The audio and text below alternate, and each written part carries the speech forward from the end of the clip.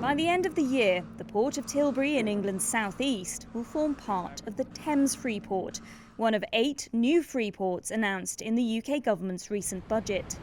Businesses are being offered tax benefits to relocate to a freeport, which is a zone close to a port where customs and taxes are suspended.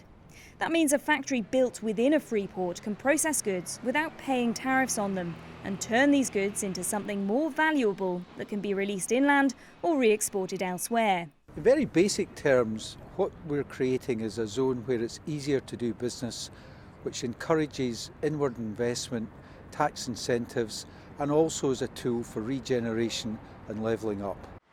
The Thames Freeport expects to attract $6 billion of public and private investment, create over 25,000 new jobs and provide opportunities to regenerate deprived riverside communities in the local area.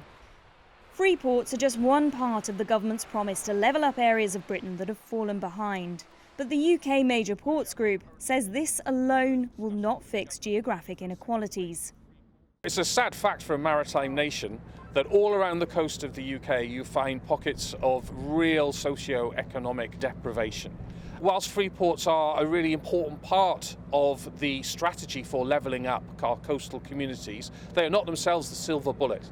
There are many more communities that would benefit from incentives to invest than just the 8 freeports locations. So what we're very interested in talking to the government is about how freeports sit within a broader strategy and levelling up all around the coast of the UK where it's sorely needed.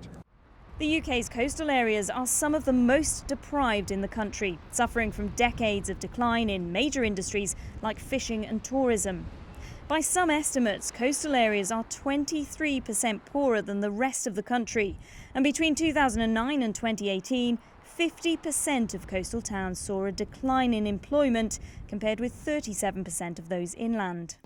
The town of Hastings is ranked as the 13th most deprived local authority in England, and like many coastal and seaside towns, it's been particularly hard hit by the pandemic, as much of its economy relies on hospitality and tourism.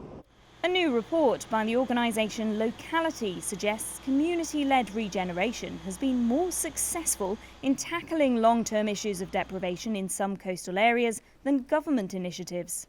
Where it tends to work well is where local people have got more control over how that money is spent. They're bought into the ideas are generated by local people, they're invested in them, so they want to make them a success, they're part of the solution, so therefore it tends to have a longer lasting life. And that's what's been happening in Hastings. A group of local organisations, including Jericho Road Solutions, White Rock Neighbourhood Ventures and Heart of Hastings, have collaborated, raised funds and regenerated derelict parts of the town. They've transformed this 1960s office block into 6 affordable homes and 40 commercial spaces, all with capped rents that are a third of median income. What we need to do in coastal towns, I think, is involve the people who are there in thinking about and in making the future of their town.